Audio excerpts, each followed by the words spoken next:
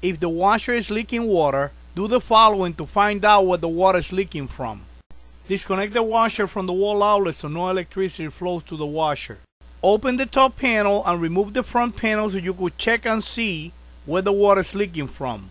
The washer could be leaking from the following places: from cracks or holes on the tub, from the transmission water seal, from the pump, from the water mixing valve, from the filling spout or the hose, from the water level switch hose, from the drain pipe, from the water faucets, from the fill hoses, or from the drain hose.